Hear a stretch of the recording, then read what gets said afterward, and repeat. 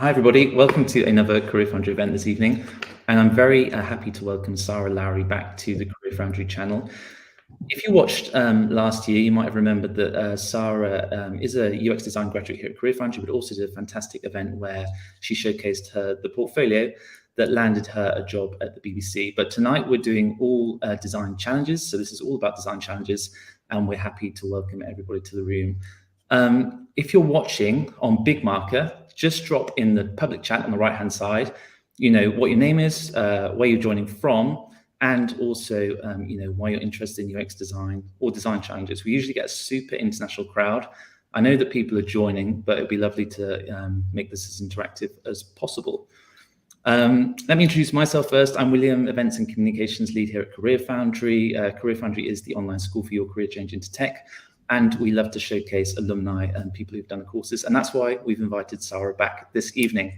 If anyone is thinking about doing a UX design program with CareerFoundry, I would recommend booking a call with a program advisor if you want to ask more specific questions about the curriculum or the dual mentorship model, because this is going to be a more general talk this evening about design challenges. But if you wanted to ask more specifics, do book a call with a program advisor. They're all super friendly.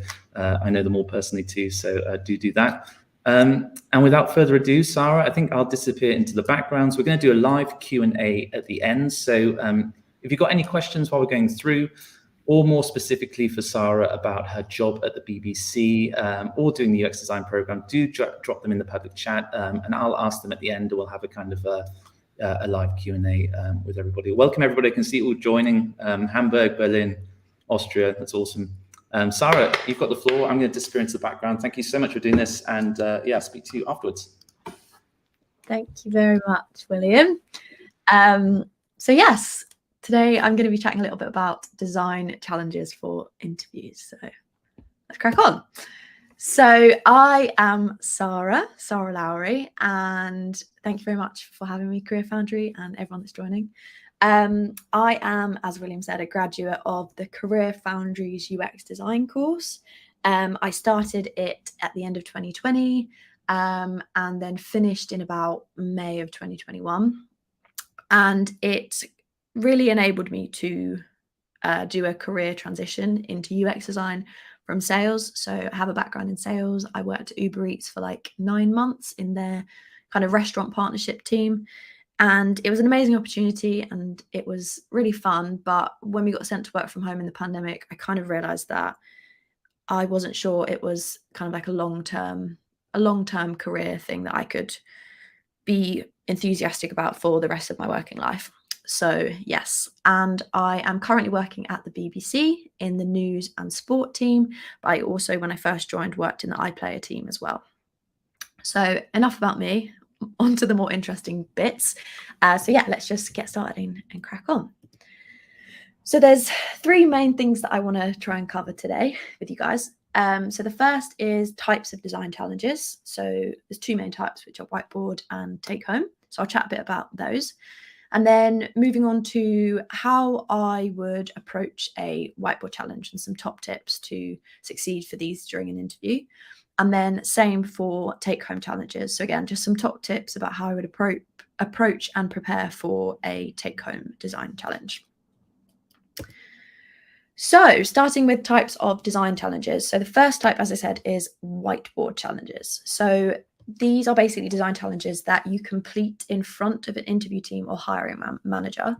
So in essence, you're given an unseen design challenge prompt about product. It could be real or it could be made up, and you're asked to solve a problem there and then on the spot. The interview basically wants to see your design process, and it's a really good opportunity for you to show your knowledge and confidence in your own methods. And then the second type is a take-home challenge. So this is a design challenge that's normally given at the time of the interview offer. So when they let you know that you've been successful and they want you to come in for an interview, and you complete it at home over the course of a few hours or a few days, depending on the timeline that they give you. And then you present it back to the interview team during your interview in a more kind of polished presentation. So approaching the whiteboard challenges first. So these are generally seen as a bit more scary, and I understand why, and I can relate because they are intimidating to think on the spot. but they don't have to be this scary thing because of hopefully these 3 steps that I'm going to kind of chat you through. So first of all is all to do with practice and preparation, then is using a framework that works for you, and then lastly I'm just going to talk about some tips that hopefully will help you out and will remind me as well to like keep calm when it comes to the time. So first of all is practice and preparation. So admittedly, it is harder to prepare for a challenge that you don't know what it might be, but there are definitely some ways to help set you up for success. So firstly, design challenge generators. So there's many, many different design challenge generators online that can provide you with prompts to practice these challenges, because it's quite hard as a designer to think of a prompt that will challenge you enough and that will kind of imitate that stress that you'd be under. And just to name a few, there's Sharpen, there's UX Challenge, and then there's Designer Size, which is the screenshot on the left. And on this one, you can select the difficulty level, and you can also time yourself so it starts to feel like the real thing. Then secondly, my advice would be to practice with a mentor. You want to get feedback and then and them to tell you where you're doing well and maybe some things that you might want to work on. So you can go away and work on those parts that you're potentially a little bit weaker on. I, during CareerFoundry, asked my mentor to do this with me, and he was really happy to spend one of the sessions we had practicing my process and then, as I said, critiquing it. And this just gave me a bit more confidence and helped me feel calmer about the prospect of doing a whiteboard challenge. Then next is kind of Glassdoor. So Glassdoor is a brilliant tool, but looking up the interview process on Glassdoor, there may be a chance that a previous candidate might have put some hints as to what the challenge might entail and maybe some tricks to give you the best chance to do your best. These challenges aren't supposed to make you feel stressed. Like, the interviewers want you to succeed. They're not trying to trick you. So yeah, Glassdoor is a really good tool for that. And then finally, inspiration. So inspiration is a great way to prepare yourself for design challenges. And this could be that you are prepping for a specific interview about a specific company by looking for similar products that are on the market. Or it could just be a habit that you try to get yourself into as a designer, to just be kind of monitoring what's going on, monitoring the trends, having lots of ideas in your head. And like products such as Dribbble, Behance, and Instagram are really good places for inspiration. And these will just enable you to have these kind of ideas unconsciously stored in the back of your head, so that when you are under stress and under pressure and your mind goes blank, this will kind of get those creative juices flowing.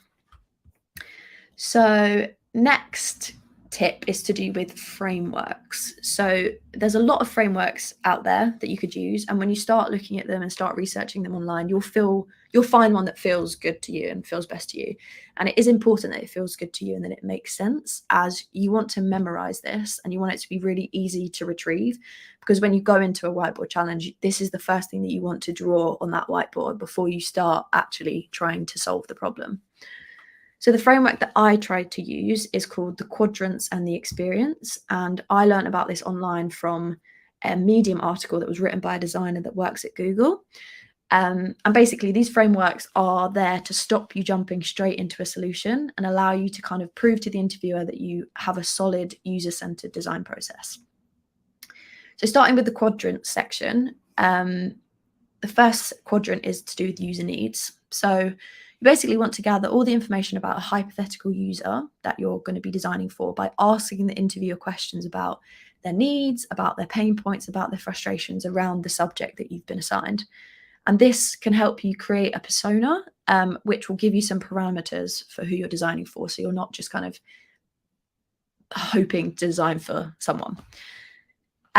Next is user goals. So as you're learning more about this user, as you're asking questions, a goal or goals will start to emerge. And by writing this down, you can keep it as like a North Star for what your solution is trying to help the user achieve, and just make sure that it's in your mind's eye all the time. Next is assumptions. So whilst you're going through this process, you will naturally be making assumptions. It's not so much asking for assumptions, but it's just like you will be making assumptions as you're talking. And just the simple act of pointing out that these are assumptions that need validating is really good. So you could try to validate some of those assumptions by asking the interviewer again, but for the ones you can't validate, even just talking about how you might do so in the real world, so through user research or data or so on, that's a really strong point for you. And then finally, constraints. So the word constraints sounds really boring and a bit miserable, but in this exercise, constraints are your friend. If you don't constrain yourself, you're going to be designing forever and for any amount of things, and this is a timed exercise. So you could ask another interviewer or the same interviewer to play the role of someone who might work at the business. So maybe they're a product manager or an engineering manager to do with the technical side. You can ask them about success criteria of the project, technical constraints, whether they want you to design for mobile, for web, for Android, for iOS, just those kind of things to really narrow down what your final thing is going to look like. And it might be that the interviewers don't want to really provide you with these constraints. They might want you to think out of the box, big ideas, and that's fine. But just showing that you understand that design projects will have constraints will make you stand out. So the next section of the framework is titled The Experience, and this is all to do with kind of finding your solution and sketching it and bringing it to life. So the first step is to draw out the current journey that users go through to reach the goal that you identified previously. So your goal would be on one end of the journey, and then you want to draw out the steps that the user would go through currently to achieve that goal, but this is without your design. So like when they're trying to achieve that goal, what blockers are they hitting? What breaks in the journey are there? What like frustrations are there in that journey? And these gaps or breaks are where you can start brainstorming solutions. We then move on to some low fidelity wireframes. And this is where you'll kind of bring your chosen solution, which are the ones that will fill in the gaps, to life and illustrate how this new user flow is more efficient than the previous journey without your design. And then once you've drawn out your solution, you want to try to be critical of your own design and point out where you've done well, but maybe where you didn't do so well. When you're under pressure, there will be things that you missed or things that you didn't think of or things that you would have liked to do. And just pointing these out and being really reflective is a really strong point for a UX designer. So finally, I just want to kind of, on whiteboard challenges, I just want to talk about some general top tips during these whiteboard challenges. So the first is understanding the brief fully. You want to ask questions. You want to make sure that you know exactly what the interviewer is asking you to produce. And by asking these questions, this also gives you a bit of time internally to think about ideas, and it stops you from diving straight into drawing, which isn't what the interviewer wants to see. They don't want you to go straight to a solution. They want you to show them your process. Secondly is talking out loud. So even though it is said that talking to yourself is the first sign of insanity, in this situation, it could not be more important. They want you to vocalize what you're doing and why, ask yourself questions, say thoughts that pop into your head as and when they do. Moral of the story, just don't be silent. Next is keeping good time. So obviously this is a timed activity, and showing in an interview that you can successfully manage your own time is a really good soft skill to get across. And this is where the framework that we previously spoke about and the practice that we spoke about even before there comes into play, as you should know from practice how long each section is going to take you from your chosen framework. And sorry if you can hear the dog barking, by the way, she never stops. And you should move on to the next section when your time is up, so that you don't end up doing the last 4 sections in a massive rush. And this actually goes hand in hand with the next point about, if you're rushing, it's very hard to keep things neat, and you want your sketches and your notes to be neat and legible, so that when you're presenting it back, it's much easier to do in that structured way. Just because you're doing low fidelity sketches doesn't mean they should be messy. Next is to do with process. So in these whiteboard challenges, the interviewer isn't expecting a perfect solution that's ready to ship to users immediately. It's more about showing that you understand the process rather than producing a perfect outcome. And then finally is collaboration. So try to involve other people in the room, ask them their opinions, get them to ideate on your solutions. And if they give you solutions that maybe you don't agree with, it's okay to explain why you don't agree with them. That shows that you're kind of brave and you have an opinion. You could also mention other team members that you might speak with, such as a research team. And this basically is just showing that you're a team player, because essentially they are assessing how you might be to work with, and collaboration is a really, really key skill for a UX designer. So next we've got approaching take-home challenges, which is the second type of challenge, contrary to whiteboard challenges. So I feel a bit more comfortable doing these, which I think most people do. They're a lot less stressful, and you really have a bit more time to think and produce an outcome that is polished and that you're proud of. However, similar to the whiteboard challenges, there's still some things that you can do to help yourself kind of give the best presentation. So I'm going to go through these 3 things: preparation tips, again, frameworks, and considerations. So first of all, preparation and tips. Read, and reread. Similar to when you used to do exam questions in school or uni, you want to take the time to really sit down and pull the task that you've been given apart, print it out, write all over it, scroll all over it, any thoughts that you have, so that you really understand what it is they're asking you to do. Underline things, double underline things. And if after this exercise you still don't understand or something's not clear, go back to your contact, whether it's hiring manager, recruiter, whoever, and ask follow-up questions, because this is your one shot to make sure that you 100% understand it, rather than getting to the interview and then not having achieved or answered the question that they really wanted. Second is timelines, deadlines, and constraints. So giving yourself a timeline, similar to a whiteboard challenge. You don't want to rush through this, and doing it last minute is not the best way to achieve these. I am an absolute queen of procrastinating and putting things off to the last minute, but when it comes to UX design, I've learned that doing things last minute without real thought and consideration and reasons to why you're doing it isn't good. A really good way of creating a timeline is using a Kanban board, and there's apps such as Trello, which I actually used a lot during the CareerFoundry course to make sure that I was staying on the track that I wanted to. And it gives you a deadline to work towards, and you have a list of all the activities that you want to achieve before that deadline. And then similarly, constraints, again, same as the whiteboard challenge. If they don't give you them in the brief, give them to yourself. Choose a platform you're going to design for and specify that, whether it be web, mobile, tablet, TV, whatever, and try and pick like a specific use case or a specific user group, just to kind of narrow down the work that you need to do. Then just get started. So I think the more that you hesitate and overthink and procrastinate, the harder it is to actually get going.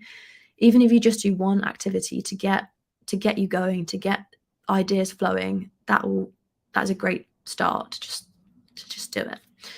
And then finally is getting feedback. So whether it's from a mentor or someone that you know in the design community, don't be afraid of like putting your work there, putting your work in front of someone and kind of getting some constructive criticism to improve your work. Because a fresh pair of eyes might spot things that you've missed or that you've overlooked, and it will also give you some confidence that you are on the right track, and this will come across when you're presenting it back in the interview. So next, we've got some frameworks and storytelling. So similar to whiteboard challenges, and there are definitely some similarities between the two, process is key. Again, they're not looking for the ultimate answer or the perfect design. They just want to see how you came to your solution. They will expect more detail and a bit more polish than a whiteboard challenge, but the process you go through is still the most important thing that you're trying to convey. Secondly, storytelling and presentation skills are a really crucial quality for a UX designer. You want to be able to tell an effective story in an engaging way that will keep the interviewers and the listeners' attention, basically. And this is important not just for design challenges in interviews, but also for your longer term career in UX. And if this is something that you struggle with, and I think a lot of people do, including including myself, maybe trying out some courses about storytelling or about public speaking, and just kind of practicing presenting your challenge back to people. And then finally, same as whiteboard challenges again, there are lots of different frameworks or design processes that different designers at different companies will use, but they all have the same general trend. And you get taught about these in the CareerFoundry course. But for this presentation, I'm going to focus on the double diamond framework because that's the one that we use at the BBC and it's the one that I'm most used to at the moment. And it's basically all about getting the right idea in the first diamond and then getting the idea right in the second diamond, which is this diagram. So I'm going to kind of talk you through how I would approach each step. However, this isn't by no means like an exhaustive list of everything that you should or could include, or exactly what you should do for a take-home design challenge.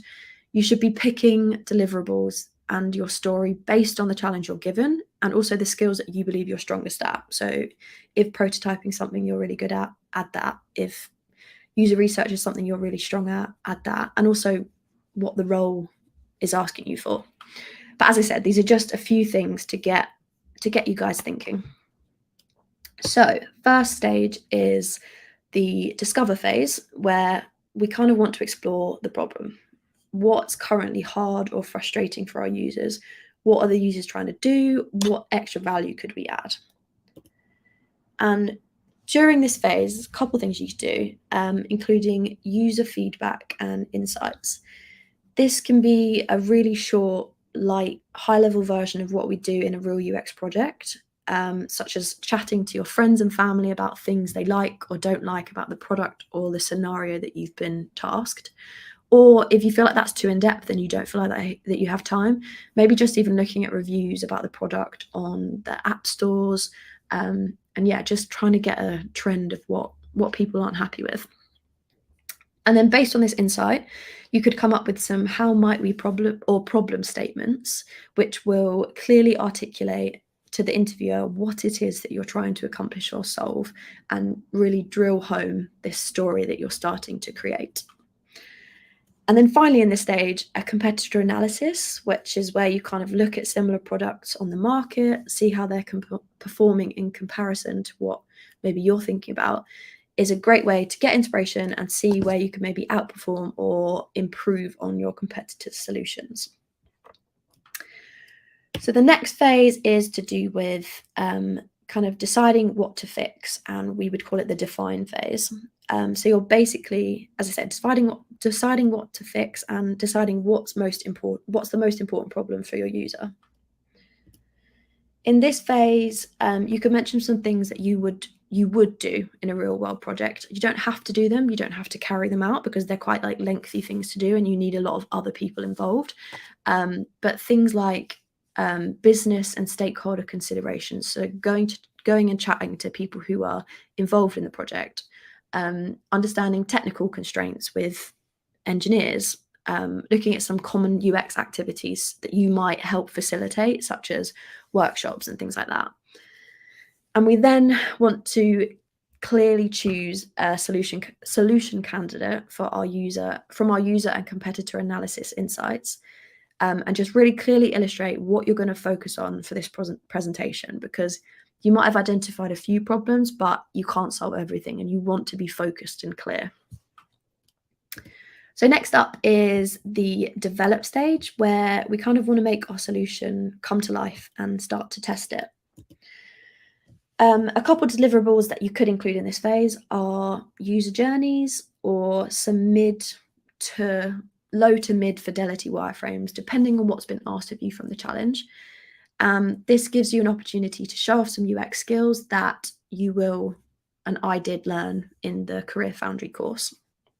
And then secondly, you could also think about doing some usability tests to show how important it is to get your designs in front of users and make decisions that are driven by data.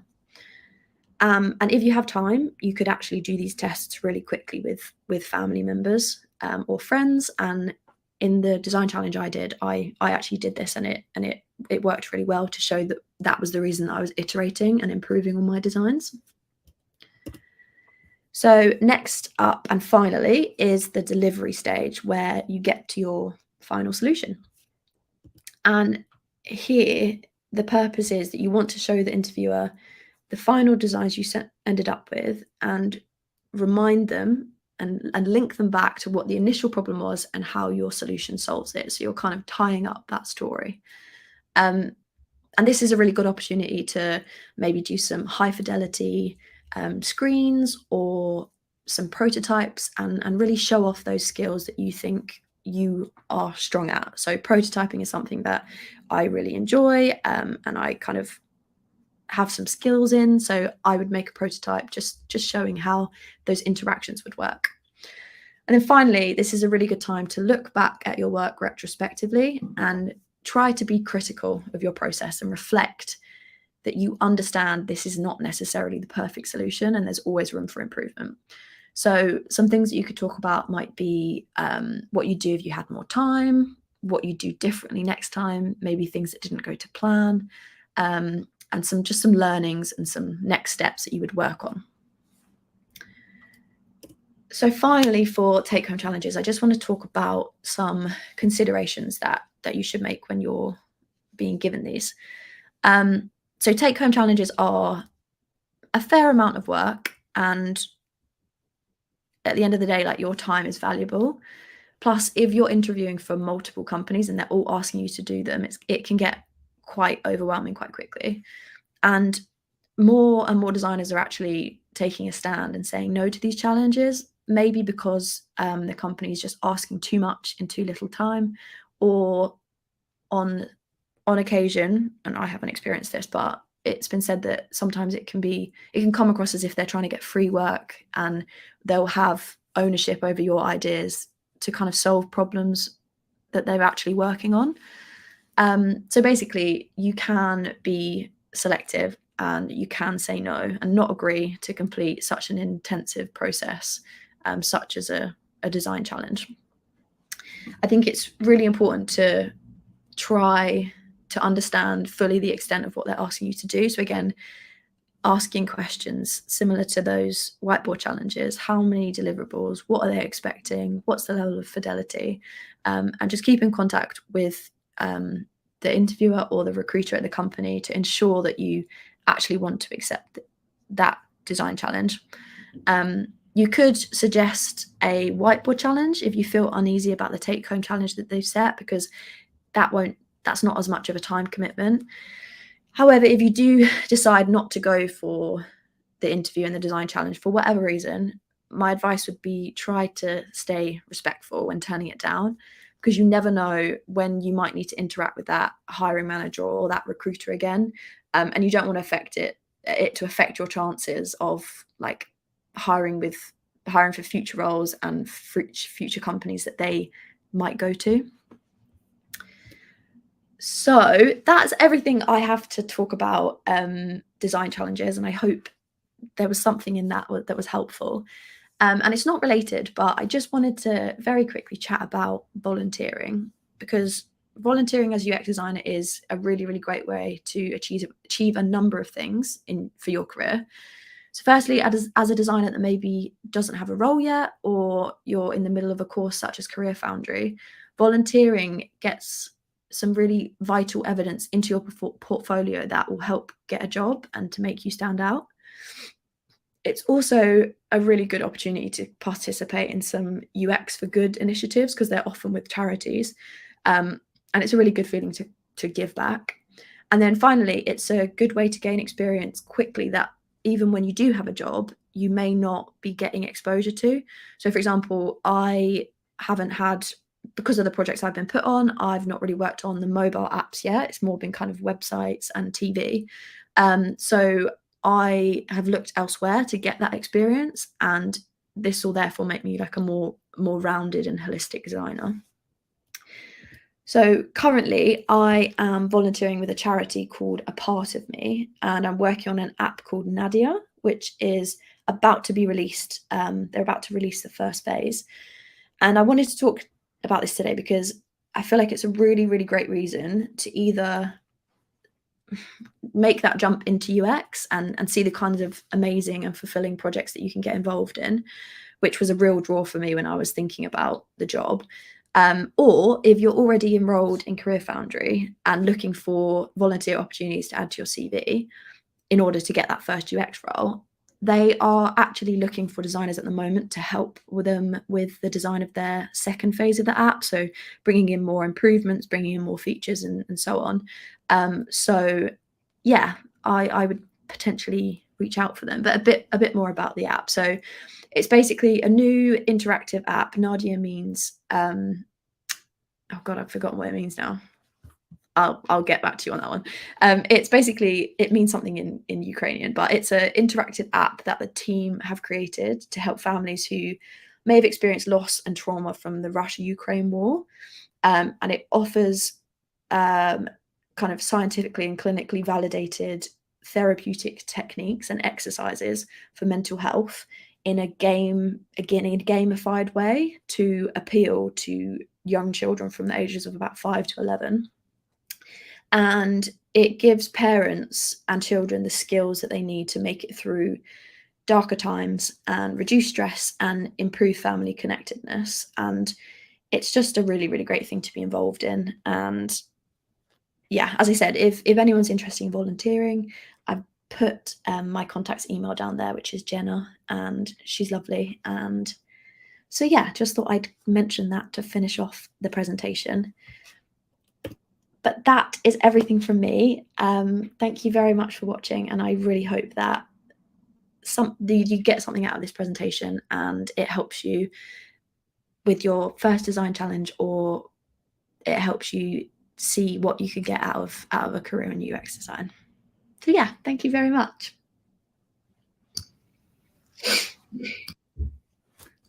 Just unmute myself.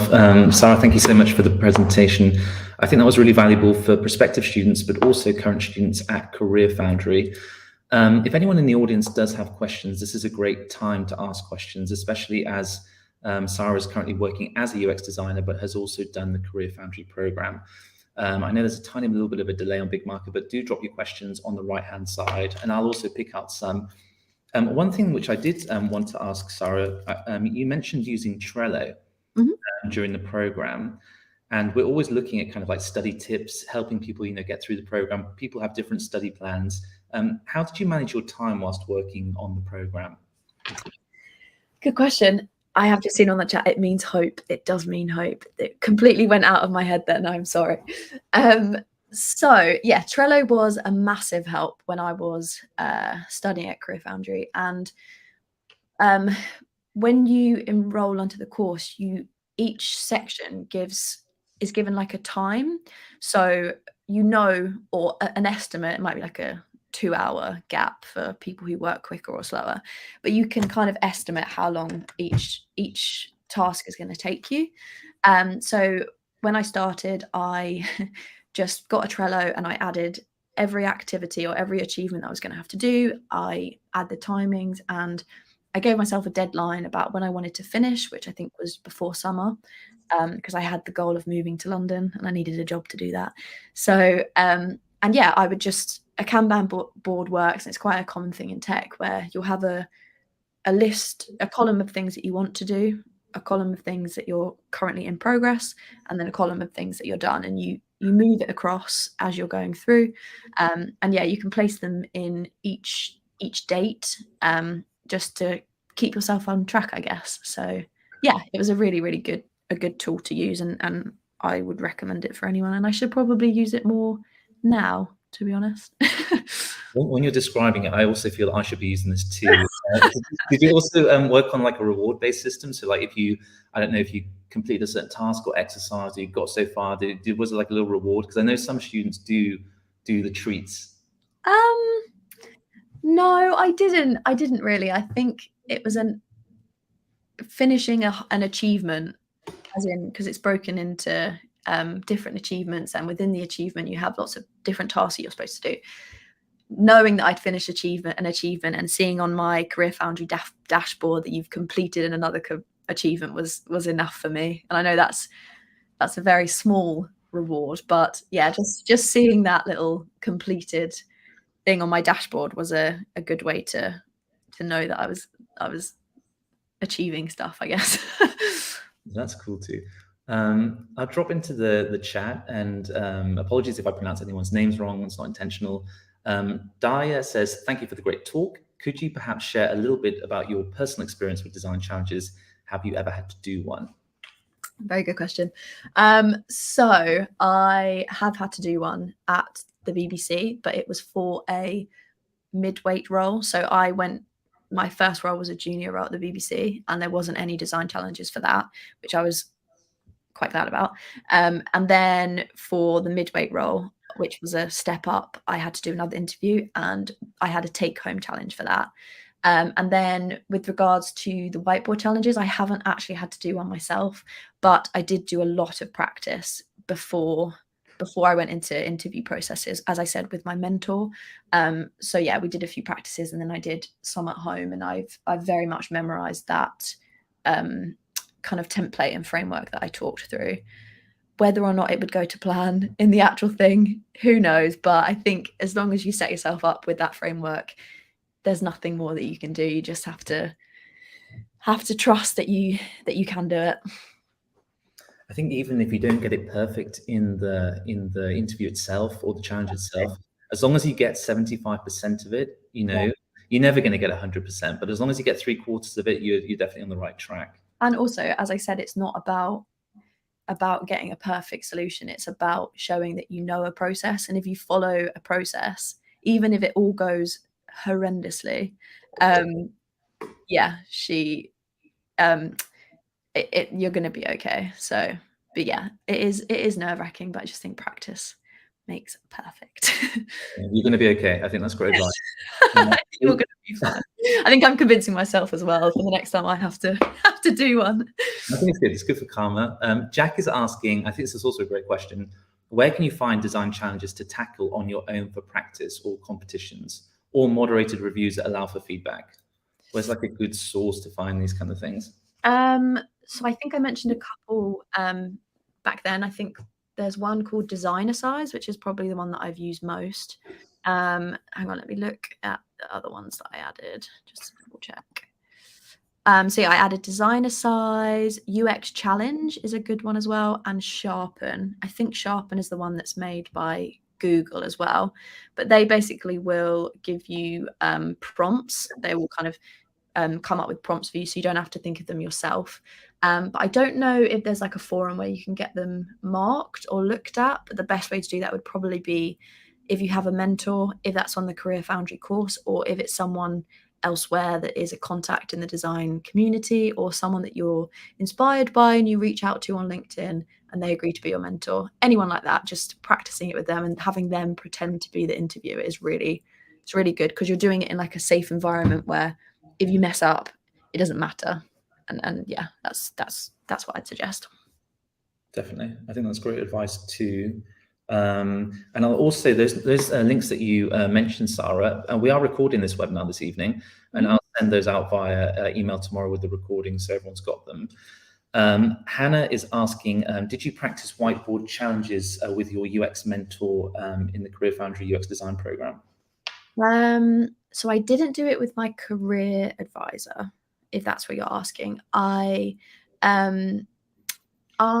did it with my UX mentor. So the career advisor, because they're not a designer, they're just like a expert on CVs and things like that. So I mainly did it with my UX mentor, who knew a lot about design and could give me maybe better insights, and that was his expertise. Whereas I used the career advisor for more things to do with CVs and practical stuff that's general across jobs. Awesome. Yeah, just for a little bit of context for anybody watching, also people thinking about doing the UX design program, you're not out there alone. So you have a team of people supporting you whilst you're on the program. You get a mentor, a tutor, and then we also have our career services team. So there's lots of different people that you interact with, also the community that we have on the program. So there's lots of different potentials to practice and do stuff like that. Stefan's asking, how long did it take between graduating from CareerFoundry and finding your job as a junior UX designer? So I started thinking about jobs. So the course is split up into the intro course, then your main UX course, and then your specialization, which can be like UI or coding or whatever. And you can start your career course once you're a percentage of the way through. So I started it as soon as I could, and this meant that my CV and cover letters and stuff were ready before I finished the course. And on top of that, because I decided to do an extra project outside of the course, kind of like an independent passion-led project, it meant that once I'd finished the 2/3 of the course, I had a portfolio that was ready and my CV and stuff was ready. So I decided, and this job at the BBC came up, and I just decided, okay, I might as well go for it. Like, I'm ready to go for it. So I applied for it, forgot about it for a bit, and they invited me for an interview and stuff, and it actually meant that once I'd finished the course, I got the job offer. So the timings worked out very, very well. So yeah, and that's kind of what happened. That was that. Yeah, and it was amazing, and I feel very very privileged to have this opportunity for sure. But yeah, that was my kind of timeline. Awesome. Last year, Sara and I had another live event where we went through Sara's portfolio. I'll also include that on the email tomorrow, but if you go on the CareerFoundry events page and you go to the on-demand section and you scroll down a little bit, you'll also find the webinar that we did last year. So if anyone wants to see Sara's portfolio, definitely check that out, and you'll see the projects that Sara's working on.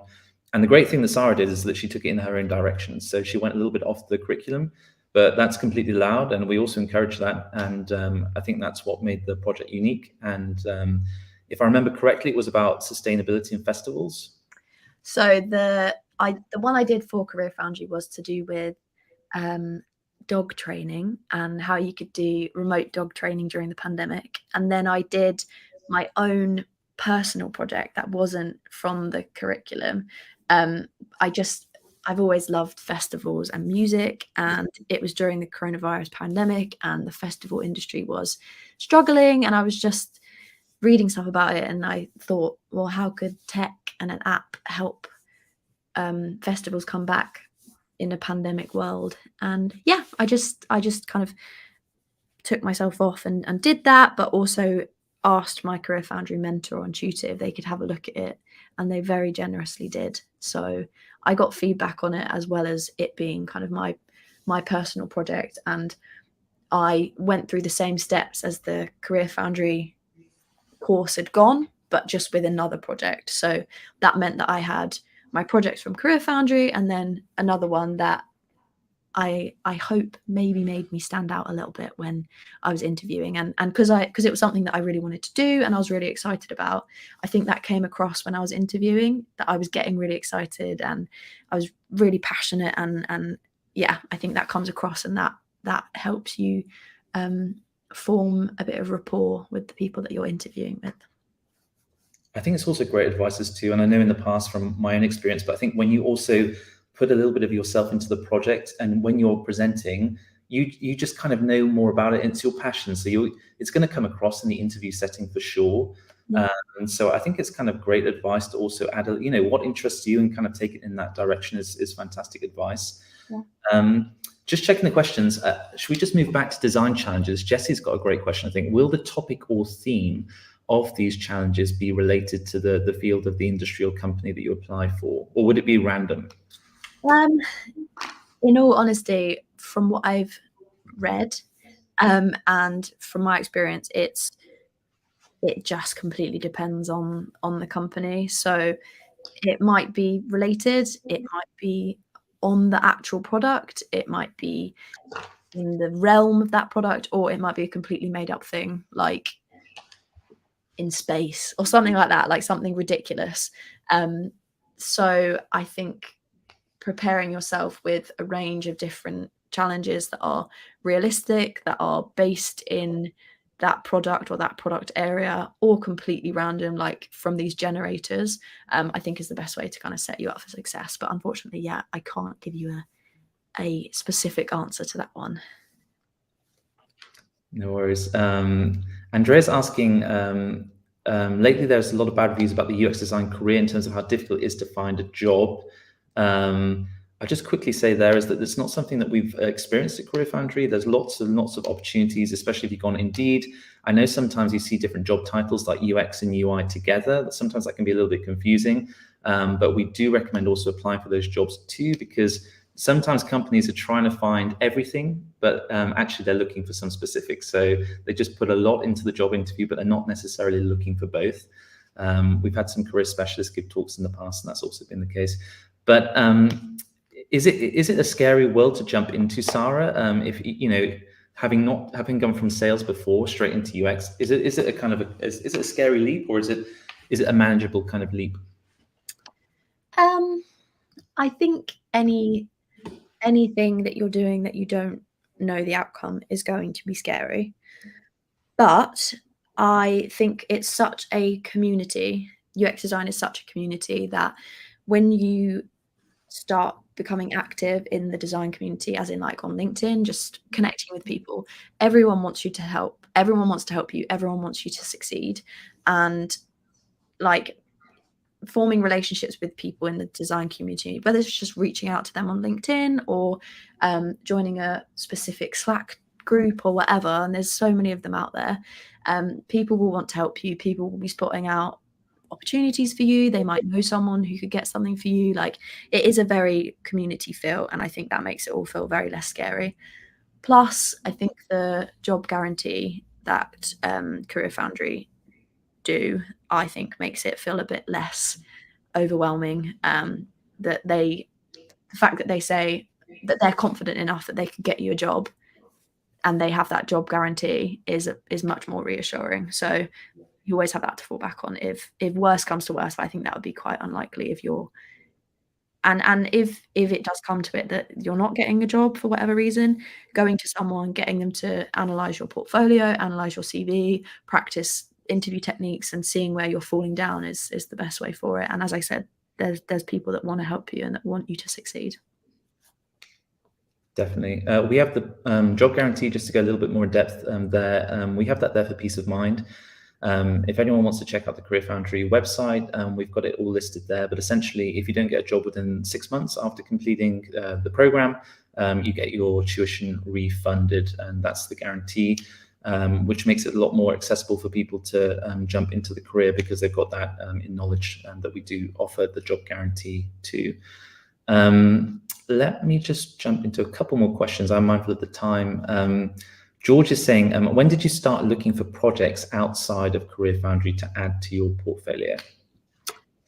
I think I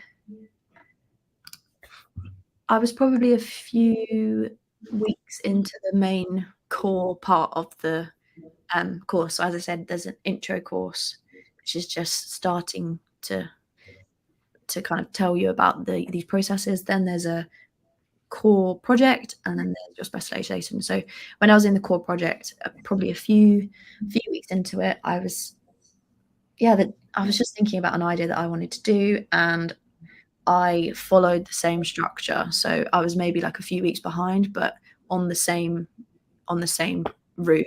And this meant that it was probably a bit less in depth than the main project I'd done with CareerFoundry, but this meant that once I finished that main project, I also had another project alongside. So I kind of would put in my timetable that maybe like a day a week or however long a week I would commit to that project, and the rest of the time I would be doing the CareerFoundry one, so that by the time I finished that main section, that I had 3 projects in my portfolio along with the one from the intro course, and that meant that I was ready to start applying for jobs before I'd actually finished the course, because having 3 projects in your portfolio is probably enough to start thinking about applying.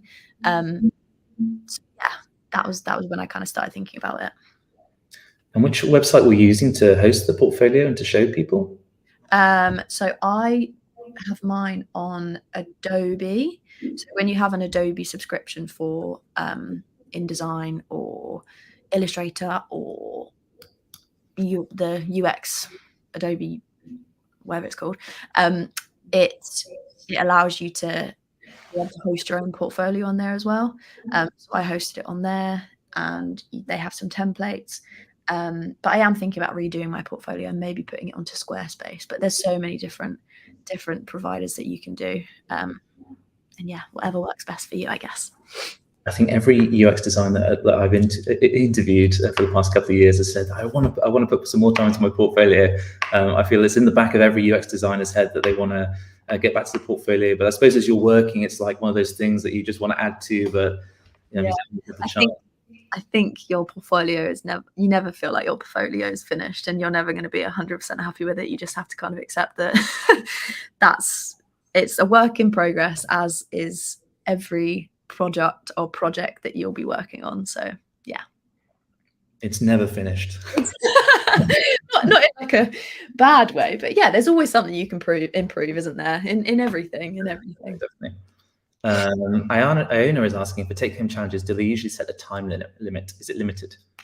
Yes, it will be limited, and I think that will be based on what they're expecting of you. They normally say don't spend more than a few hours on this, and I think realistically most people do. But yeah, it's just, yeah, I am guilty of spending more time on them.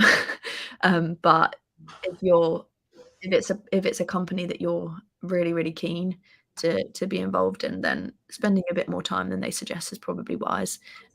But yeah, it just depends what they're asking for, really. If they're only asking for one deliverable, then you don't have to spend too much time on it. But just adding a little something to make you stand out is always a good idea.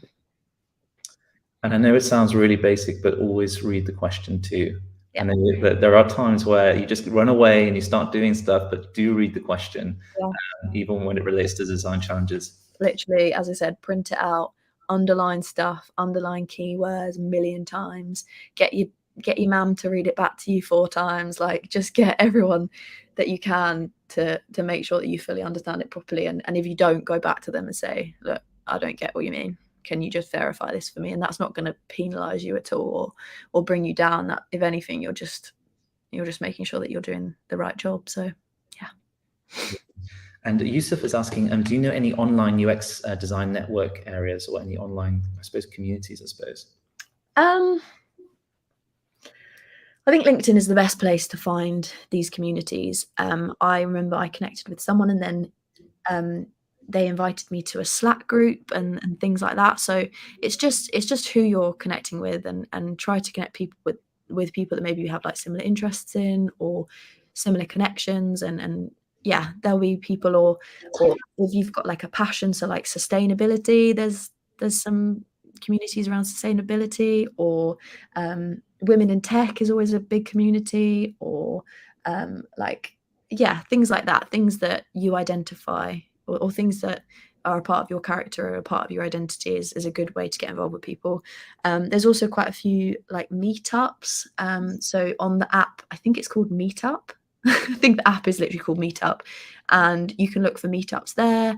There's also like other events that, as well as CareerFoundry, there's other events that you can go to and connect with people on there. I know that there's some in-person ones with it's a company called UX Crunch. So yeah, there's so many. If you go looking for them, 100% you will find something that you identify with. 100%. And I also think if you are considering a course or program at CareerFoundry, I think the best thing to do is be proactive. So search out these communities. We've also got a Slack community of students. You go in as a cohort. Do reach out to your fellow students, but also reach out to people in the industry. Read books, read blogs, check out YouTube videos, blogs, all that kind of stuff. I think the main thing about it is being proactive, and I think Sara's a fantastic example of that too. Sara, thank you so much for presenting this evening. I think it was a fantastic presentation. I think it was very valuable, as I said, for prospective students, but also students currently on the CareerFoundry program. So thank you once again for presenting. Hope we see you again in the future. And for anybody watching, I'm going to shamelessly plug the CareerFoundry YouTube channel, because we've got a great video team who are producing some great videos there. So do check that out. Also check out the CareerFoundry blog. We've got a lot of in-house editors, writers, who would love for you to read their work on UI design and also career change in general. And for anyone who is considering a career change into UX design, which has been the topic of conversation this evening, we are currently offering a New Year's scholarship worth up to $1,425 or €1,245 off the price of the UX design program. So all you have to do to claim that is simply book a call with a program advisor.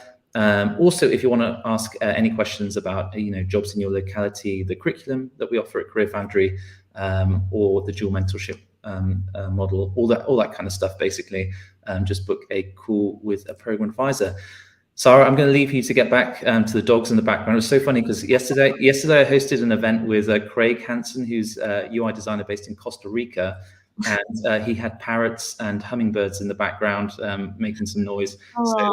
So I feel like events at CareerFoundry are getting more kind of like, it's becoming more like a farm. Parrots are way more cool than a yappy little Jack Russell, though. I'm a bit jealous. But yeah, thank you so much, guys. And yeah, feel free to connect with me on LinkedIn and stuff as well. Awesome. Thanks.